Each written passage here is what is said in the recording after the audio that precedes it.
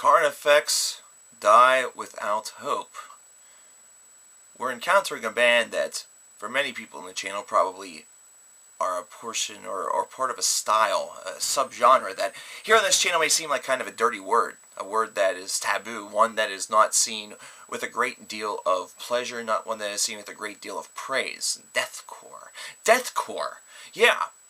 We've talked about this a lot. We've talked about a lot of deathcore bands. We've talked about indicating to everybody that deathcore is clearly metal. And this album certainly proves and illuminates that fact wonderfully. Mainly because whenever you look at Carnifex, do you immediately think of deathcore? Do you? You probably should, but at the same time, there should be other things that really kind of grab your attention and really are closer to your point of focus, and that's the fact that they have a lot of roots in classic death metal. There's even some roots in thrash metal whenever you take a look at their influences, and even some in black metal.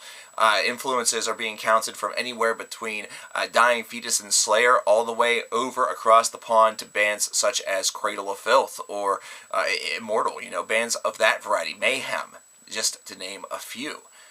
And because of this variety is actually a warm welcome for members not only of the coverkillernation, but myself as well. Mainly because whenever you think of deathcore on this channel, you think of bands usually getting trashed, usually not getting great reviews, and it isn't based off of the fact that it's deathcore, it's just the fact that it is deathcore that is achieved very poorly, that really does not do very much, that really follows a very well-designed formula that is exceptionally annoying when done with each passing track. Carnifex does not fall victim to this. This is the reason why I say never ever blanket statement.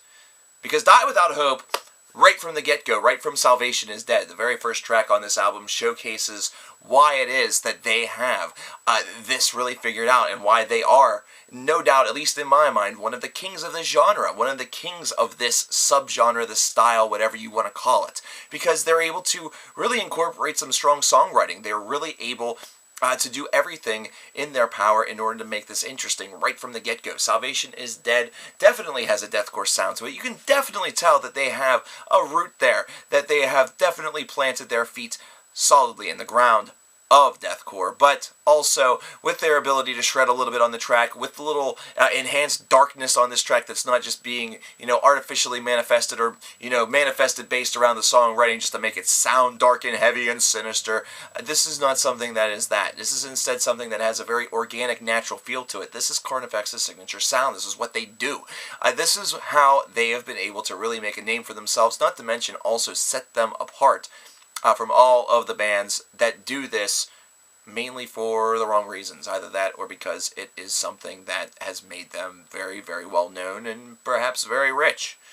With Carnifex, they actually just came back from a hiatus, and this record showcases that there was a lot of angst that built up, there was a lot of anger that built up, but at the same time there were also tremendous riff catalogs that built up throughout this time period, because they're showcased throughout these 10 tracks. This is a 37-minute rough listen right here, and it's one that is that perfect size and length, really, for an album of this variety. And the reason why I say that is because you can quickly and easily find yourself listening to this album on repeat. Not a song, the album on repeat, and it's a free flow. It's something that it happens very normally, very naturally, and you don't have any reservation toward it. You don't have any argument toward it either.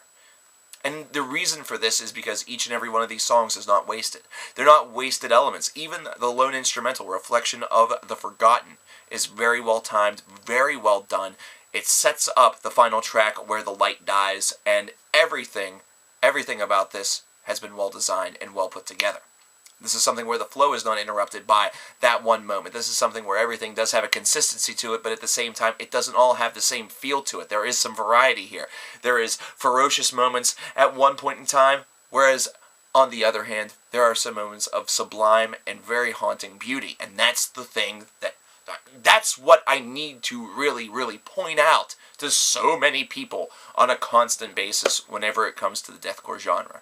One of the principal complaints that I have about the genre, one of the principal reasons why I'm not a very large advocate of it, and one of the principal reasons why a lot of those albums do not get good reviews or good scores, is because it is deathcore that is done with a lot of generic elements. Something where a formula is tried and true, and it is rehashed time and time again. Carnifex breaks free from that. Carnifex doesn't even subscribe to this, doesn't hit the like button, doesn't hit the subscribe button on the Facebook page of deathcore generacy, which isn't even a word or a channel. But because of that, we're thankful.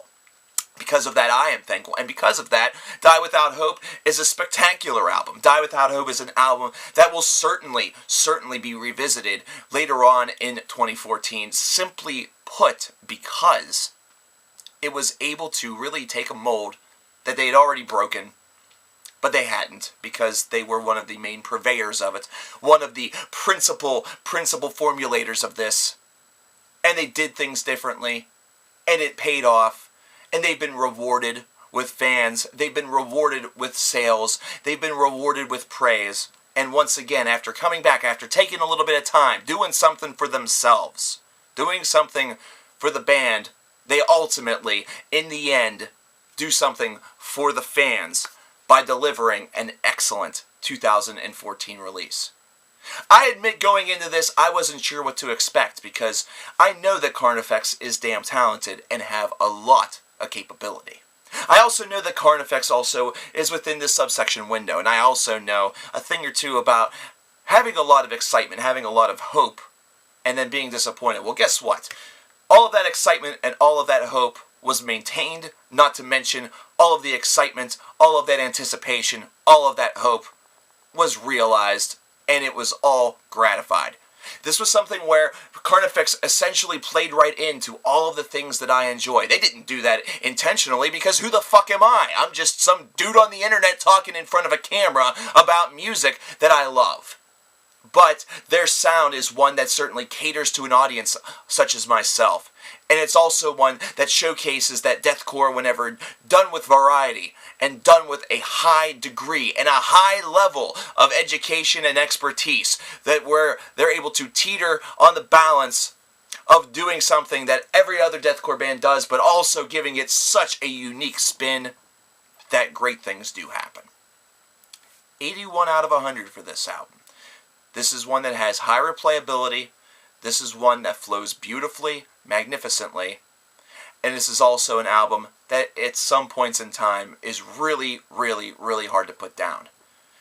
If you're doing something and you hear this album stop and you're not finished with your task, what you're not aiming to do is put on another album. What you're usually aiming to do in that situation, as I learned whenever I was listening to this album the first couple of times, is that you're aiming to go right back to Salvation is Dead, track number 1, and go through the journey once again. A replayability like that really showcases and is the mark of a great album, one that has been well tailored and well designed. Carnifex, I bow to you for doing such a thing, because that is certainly a high honor. I recommend this album to everybody. Whether you're a fan of deathcore or somebody who thinks that deathcore is abhorrent, I recommend that you listen to this, because this is unique, because this is different, because this has elements of other aspects of heavy metal music in it that does not give it that same boring glow, that does not give it that 001 element to it. There are things here that will certainly cause a lot more excitement for you than previously you would think